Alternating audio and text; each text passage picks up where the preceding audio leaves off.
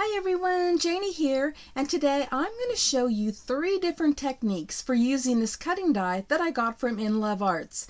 It's called Separated Christmas Tree, and it turned out to be much larger than I had imagined in my mind.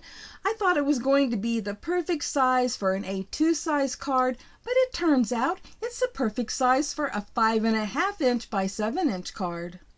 But stick around, because I'm not only going to show you how to make a 5.5 by 7 inch card with this, but I'm also going to show you how I managed to use this to make a 4 1/4 by 5.5 inch card.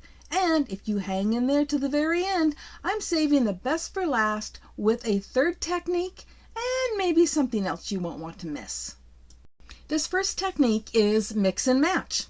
For one of the cards, I'm going to be using the gold foil Recollections cardstock for the back layer, and as always, I cut the center out so I can use that for something else. In fact, I'm going to be using it here in a few minutes.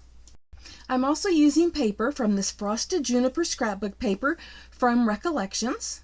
And for the second card, I am using this Recollection shimmer cardstock and also cutting the center out of that, and using another paper from the Frosted Juniper paper pack.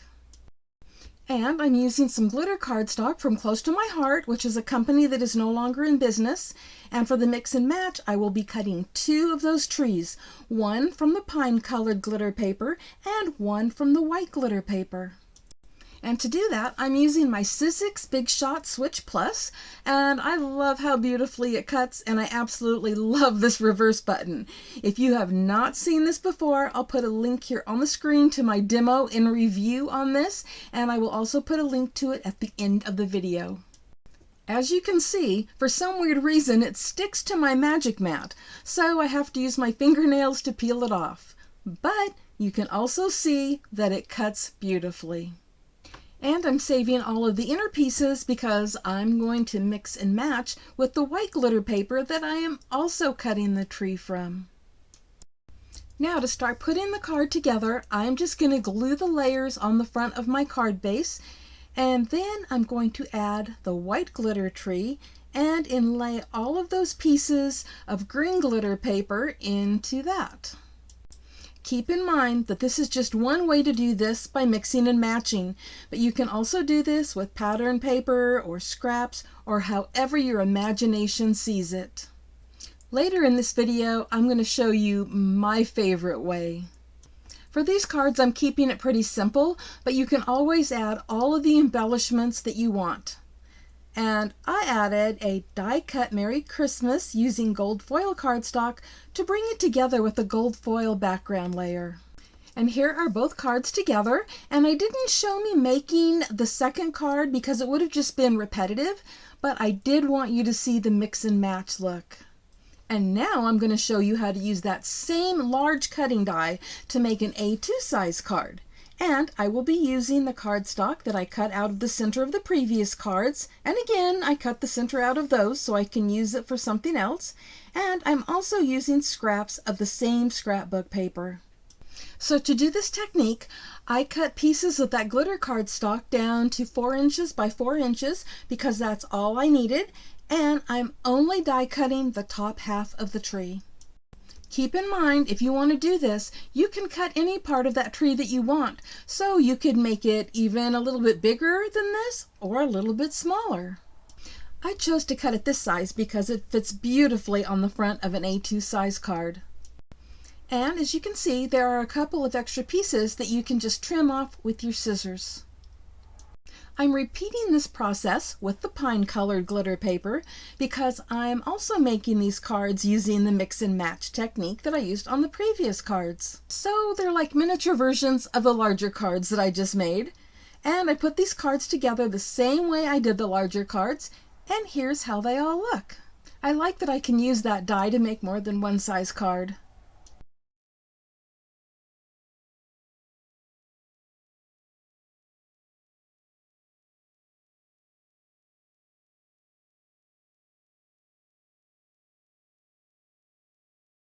And now for the third technique, which includes using your scraps. So first, I'm cutting out the top half of the tree like I did on the previous cards that I showed you. And you can do this with any paper or cardstock you want, and I just happen to be using Old Rose 111-pound cardstock from Paper Temptress. And then, just like in the last one, I'm trimming off the excess pieces of the tree. And sorry, I was out of screen for that. And for this card, I'm using scraps from this Prima Marketing Christmas Sparkle paper pad. So, this is perfect for all of those skinny strips and the strips that go across the top of paper pads that we usually don't use. And I'm going to be using those to cut the inner pieces for the tree.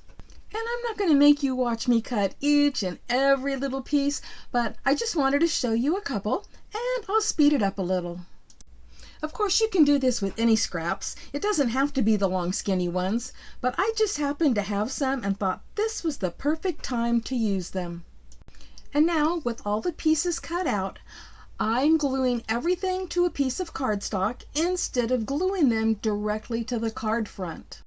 This is just yet another technique and a way to keep all of the pieces together for placement on your card.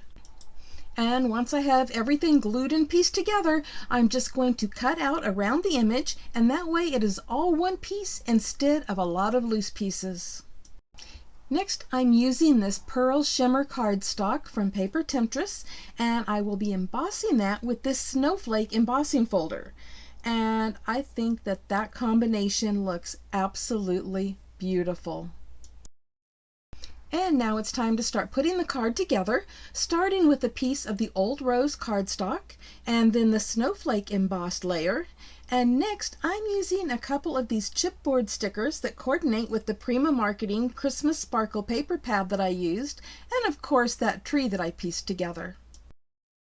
And the main reason that I glued all of the pieces of the tree to a piece of cardstock was so that I would be able to adhere that over the top of the embossed snowflakes. And after I added that tree and the chipboard stickers, I decided it needed something else, so I added some pearls. And here is the finished card. I really love how this one turned out.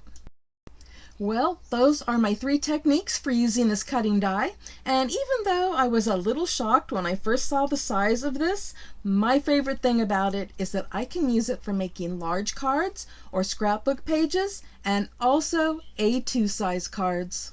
And if you're interested in any of the products that I used today, I will have them linked below in the description box, including a 25% off discount code to InLoveArts should you decide to shop there.